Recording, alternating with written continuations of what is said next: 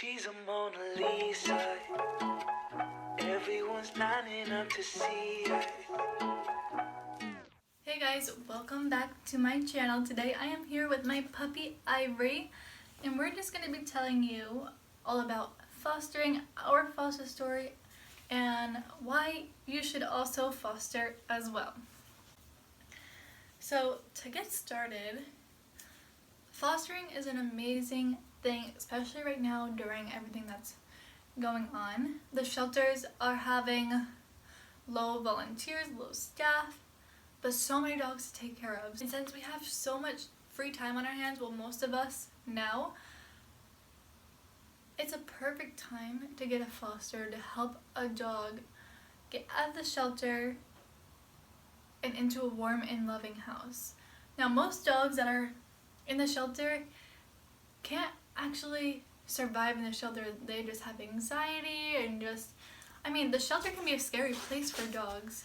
There's loud barking, small kennel that you have to be in, not so comfy beds depending on your shelter and how it is, but it just can be a scary place in general for dogs, and some dogs just can't handle it. Another reason is that the dogs that need the fosters are the dogs that are scared and back in the corner. Those are the dogs that don't get adopted. Now, by fostering that dog, you're going to prepare him for his future forever home, his or her future forever home. You're going to let them open themselves up in personality and get them used to actually being in a home and help them get potty trained or have house manners, how to, just the basics, like sit, lay down. Give them love and affection, like what a dog needs, that they just really can't get in a shelter. The volunteers do amazing work as much as they can, but it's just different from being in a home, and those dogs that don't get adopted are the dogs that sit in the shelter in the corner and don't really, just seem shy, or the dogs that barking at the people when they come. But really, the personality of a dog in a shelter is not what it is when you get it in your house, It's just such a different environment. It's scary and whatnot. So they're just trying to act tough because they're scared, and they're trying to scare you off because they're like, I'm scared, get away, let me have my space. But those are the type of dogs that aren't going to get adopted. But if you foster them, you can show the future families that this dog actually is loving. This dog actually is really energetic and not problematic. Or even if it does, you're there to help the dog before it gets into its future home.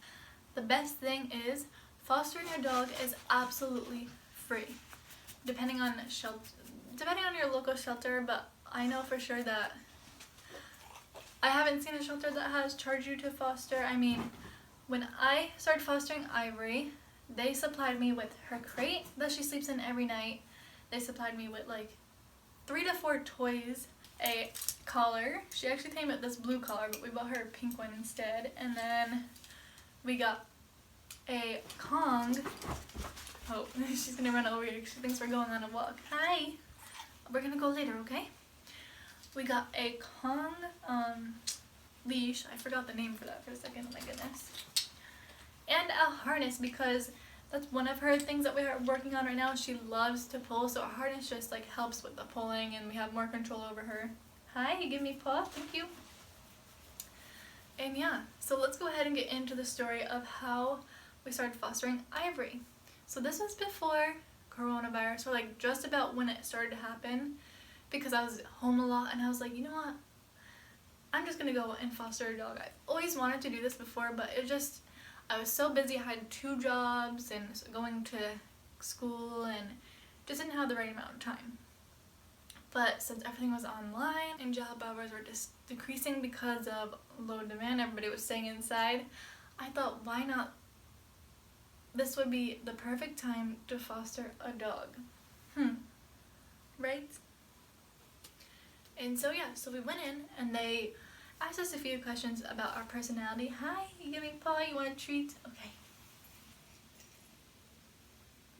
Alright, so they asked us a couple of questions about our personality, and basically what I what we told him is that we love going on hikes. We go on hikes every weekend. I love walking outside. We live near a beautiful path with a pond that can give a dog a lot of exercises, and the most important thing was that our apartment had no breed restriction. That means that they could have us foster a pit bull or one of those, what do you call it, the bully breeds.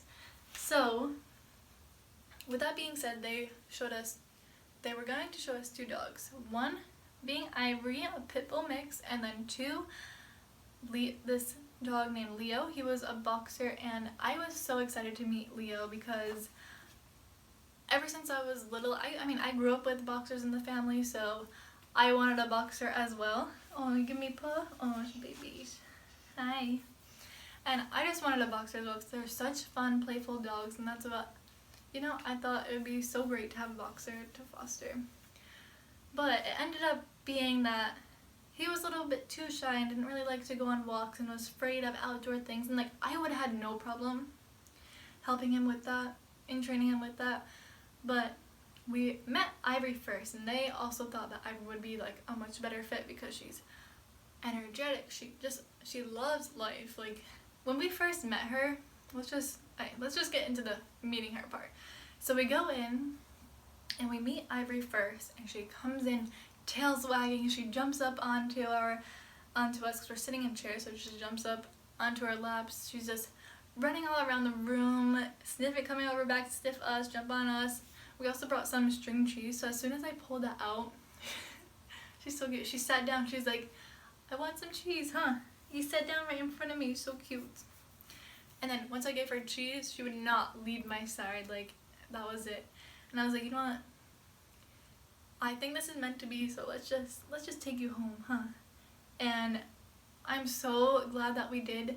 The first day that we got home, she gave us no problems.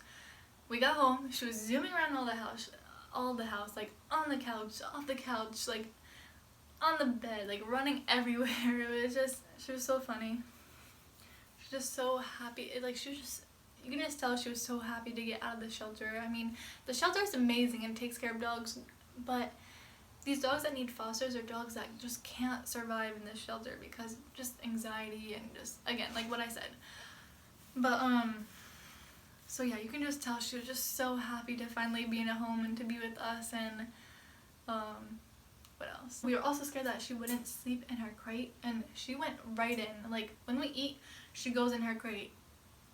When it's nighttime, goes in her crate. Well, now that she's warmed up to us, it's a little bit harder to get in the crate. We have to push her little button to get in there, but after that she doesn't whine. And also on the first day, we were so worried about her going pee or number 2 in the house because, new dog, you don't know if they are house trained, and coming from a shelter, most dogs usually aren't. So I was on top of that. Every time she drank, every time she ate, 15 minutes later, we would go outside, have her go, do her business, and then we'd come back. Well, to this day, we realized that she's house trained. She does not, we had not had one accident at all, so it's really weird because she's house trained, she is crate trained, so whoever had her before, trained her. I don't know how she ended up in the shelter. But another thing that we learned after, it's a learning process for you and the dog when you first get a foster, or when you first adopt, you guys need to learn each other. Well, the first day, she was the most cuddliest dog. She just wanted to sit in your lap and get pets and tummy rubs, and just to this day, she's like that. Right now, she's sleeping in my lap right now. She just wants to be next to me all the time. And when I'm in a computer chair, she will jump up and try to sit in my lap. She thinks she's a chihuahua or something. I don't know, but she is so cute, and I just fell in love with her. We both fell in love with her.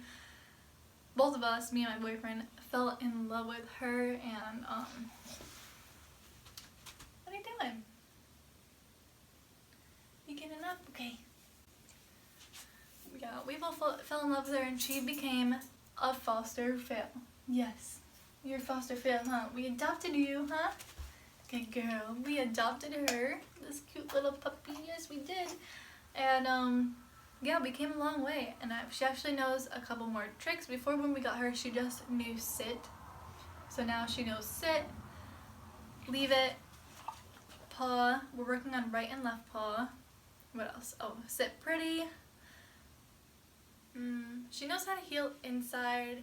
When we go in the hallway, we practice heel. But outside, like she just like goes like, I don't know, her ears turn off when we go outside. She does not listen, so we need to work on that. Need to work on the pulling, but I don't know, she's been doing like so great, you guys. And yeah, let me just show you what the things that she can do. Alright, Ivory, come here. Sit. Yes. Okay. Right paw. Yes. Left paw. Yes. Still gonna need to get stronger on that, but she gets it a little. Can you sit pretty? Oh, thank you. Yes. Leave it. Leave it. Okay. Oh goodness, I'm sorry. That was hard for you. I'm sorry. She was usually really good at it. I mean, you saw she didn't get it. She was like just sniffing it, but you gotta learn a little bit better. She's been over here wanting treats because she can smell it right behind me in this little cup, so yes, I'll give it to you, okay?